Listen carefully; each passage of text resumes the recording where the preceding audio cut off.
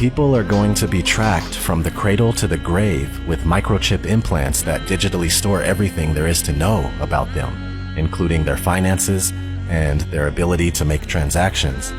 That's why I tend to think that the microchip might be the mark of the beast. It says no one can buy or sell unless they have the mark. People all over the world are doing experimental microchipping. Not to mention what's happening now with ID 2020. We're also moving towards a cashless society with every day that passes. This pandemic is carrying multiple agendas forward. The push for centralized control of information, which is censorship and narrative control. The cashless agenda forming out of the economic crash taking place right now, and the fear of passing germs through the use of physical money. Martial law quarantines, mandatory vaccination, and digital identification via microchipping. This situation is the biggest show of force and seizure of power that anyone alive today has ever seen in their lifetime. This is very serious. Life is not going back to normal ever again.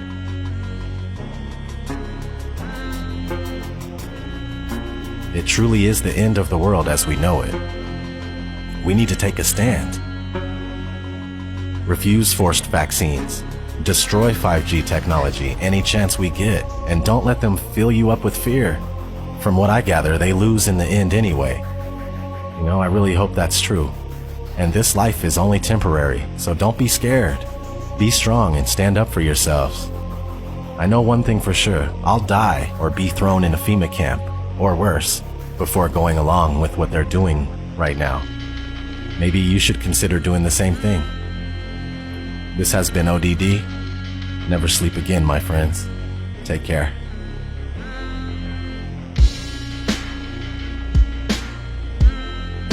So this is where the microchip implant story begins. You will be chipped, it's just a matter of time. A small firm recently embedded microchips in their employees as a way to bypass company badges and corporate logons and to get attention for their cafeteria kiosks, which are available on a cashless payment plan like Apple Pay. The latest office innovation is a microchip implanted in the skin and designed to replace the traditional keypad for opening doors, using the copier, even buying food in the cafeteria. Employees at a vending company are going from the assembly line to front of the pack to get microchipped. Do you think this is the future? It is the future, and we look at this as being responsible. The implant, which has been FDA approved, is the size of a grain of rice and is injected under the skin between the thumb and index finger by a licensed piercer. I think it's the wave of the future that we'll all have implanted chips that have our medical records. So you would do it? Sure. Okay. You're carrying around a phone anyway. This is a microchipping party. Hannah's getting an electronic chip implanted into her hand. So congratulations, Hannah. Thank you. You've been chipped? Yes, I have. How does it feel? It feels good. I'm excited to see what I'll be able to do now. Can I touch it? Yeah, you can feel it there. I feel like this is the future. The next big thing that's going to happen. A tiny microchip like this inserted just beneath the skin in their hands.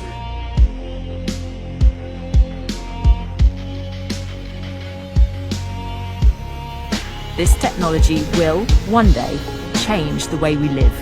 That in the future, we will all be chipped. In Sweden, the microchips are already here. The microchip implants use the same technology that's in contactless credit cards, which have made cash pretty much obsolete in Sweden. No cash. Is a cashless society inevitable? How long will it take before we're cashless? Many countries are fast moving towards a cashless society. Between 2000 and 2015, non-cash payments in the U.S. grew by almost 400%. Venmo, the mobile app where people can pay each other on a smartphone, now processes $2 billion a month. This year, Apple added similar payment capabilities in iMessage. These free services are so popular, 30 major banks recently launched a competing product called Zelle. It would be better if we were more like Sweden, where cash has nearly been phased out. And the U.S. will get there too in another 5 or 10 years. There's no question that cash, is in its last era. China's cashless revolution has happened in just 3 years. In order to avoid the risk of transmission through physical handling of money, we encourage the use of cashless transactions, such as mobile money, M-Pesa and otherwise, and credit cards. Well, health experts say the coronavirus can live on surfaces like cash for up to 10 days. That has many people worried about shopping and other everyday tasks. The standard narrative in society is that cashlessness, quote-unquote cashlessness, is a sort of organic process just percolating from the bottom up by ordinary individual people who are just sort of making these organic decisions to switch to this other thing, right? Now this is pure, if you want to, like this is a pure, to put it crudely, capitalist ideology, corporate capitalist ideology, where essentially you always want to focus attention on the small person in society, quote unquote, the consumer. All right, the sort of like random person who wanders around in markets who apparently controls what's going on in the world. All right. Of course, if you actually go and ask any person in society how much agency do you believe that you had in the emergence of this technology, almost nobody believes they had anything to do with the emergence of the technology. All right. What actually happens is that large-scale institutions push the stuff onto you for various commercial reasons and various other reasons. And the large-scale institutions love to disguise themselves and just never talk about themselves as if they're just not there.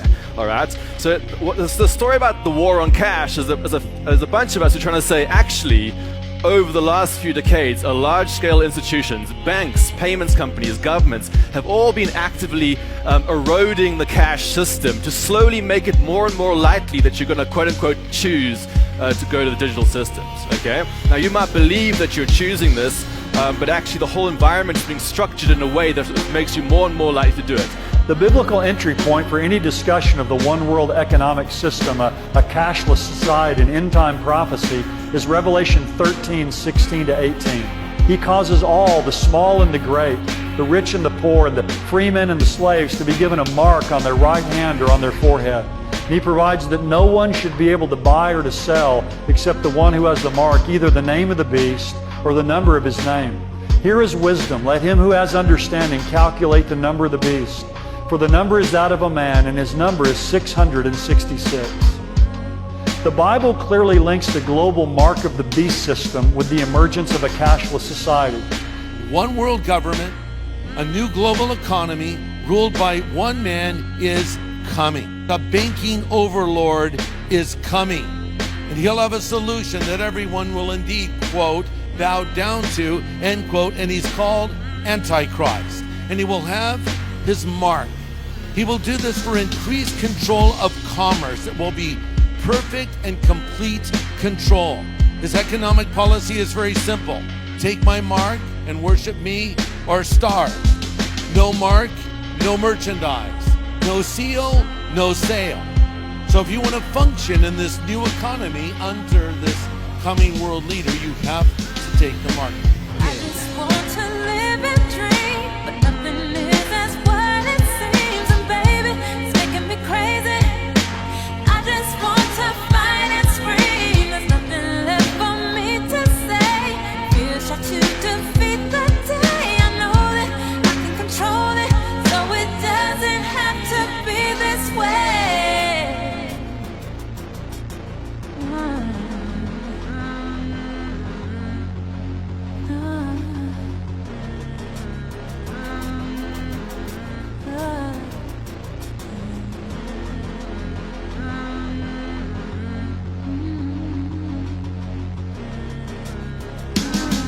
I refuse to just go quietly into the night. There's forces of darkness at work and they're restricting the light. I'm so fed up with the lies, they tell us this isn't right. It's ODD TV, you best believe I'll get up and fight. This is my plight, I'll never let you cowards get the best of me. Took the red pill, now it's time to fulfill my destiny. Living like I'm Neo, dipping from my P.O.